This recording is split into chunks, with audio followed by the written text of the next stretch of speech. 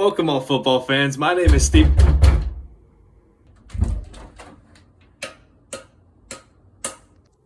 Oh my god!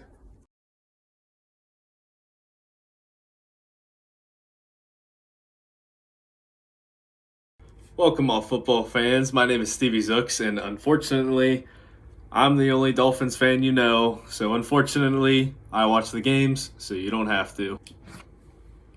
In this episode, we're going to be talking about the Dolphins' terrible, terrible loss to the Bills, which was 35-0.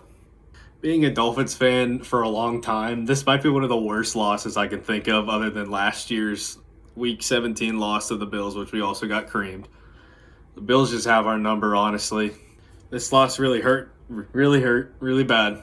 I really thought that we actually had a shot this week, given we had a really good offseason, had a really good Week 1 win against the Patriots. The Bills coming off one of their worser games that I've seen in a while, so I felt we actually had a chance, and boy, was I wrong.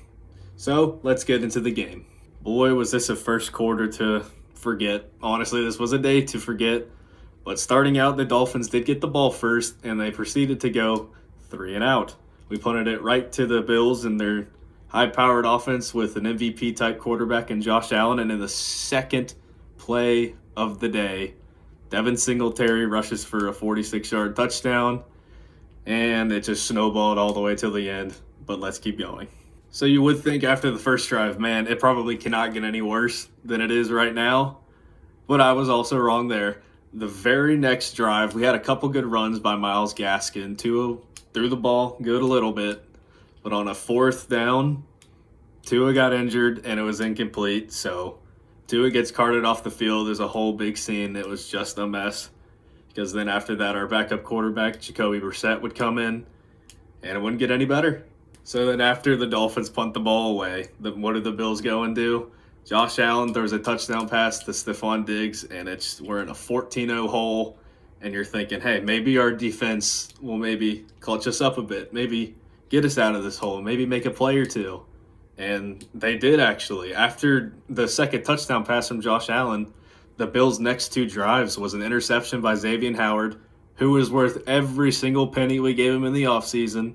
And then we also forced the fumble, and you're thinking, hey, maybe, the Dolphins are still in this game because our defense is still very good, even though we gave up 35 points, which I will get into later. But our defense is actually keeping us in the game. If our offense can just do something, put some type of points on the board, man. We did not.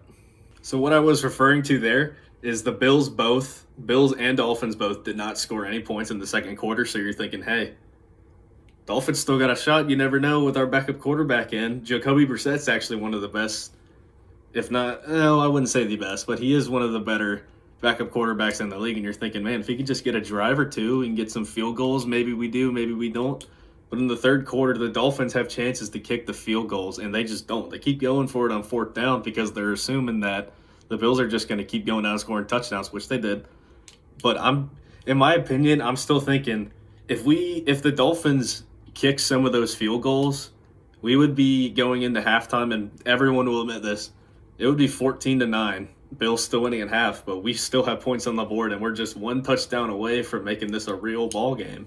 So instead of the Dolphins kicking the field goals, what do? They go for it on fourth down, which isn't terrible, but you got to make some of the fourth downs. We made none of the fourth downs, so we kept giving the ball back to the Bills, and they just kept driving the ball on our defense. And what people don't really understand about defense is that the longer you're on the field, the more tired you're going to get, which does make sense. But a defense, even a good defense like the Dolphins have, it's going to whittle down at some point. And with the Josh Allen offense they have there, man, they just kept beating the brakes off of our defense. I mean, everyone got tired eventually, and the Bills are a good offense. Even if our defense is well rested, they're still going to put up points. But we just didn't put up any points to counteract with them. So the Bills do eventually score 7 points. They get a touchdown late in the third quarter, and then they tack on 2 extra touchdowns in the fourth quarter. But at that point, literally by the third quarter, you kind of knew. Once we weren't picking up any of those first downs, you knew this game was over. And it was just terrible. It was tough to watch. As a Dolphins fan, it hurt. Even though I'm not even thinking about Tua's future at this point. I'm just worried about Tua playing the next game, which he is out against the Raiders, which hurts us a lot, but man, it's not looking good for us right now. As a true Dolphins fan and a true just realist, we're still tied in the division for first, whoopee. But we play the Raiders next week, and they're 2-0, and they beat some really good teams. So I'm not looking forward to that, honestly, with our backup quarterback going in.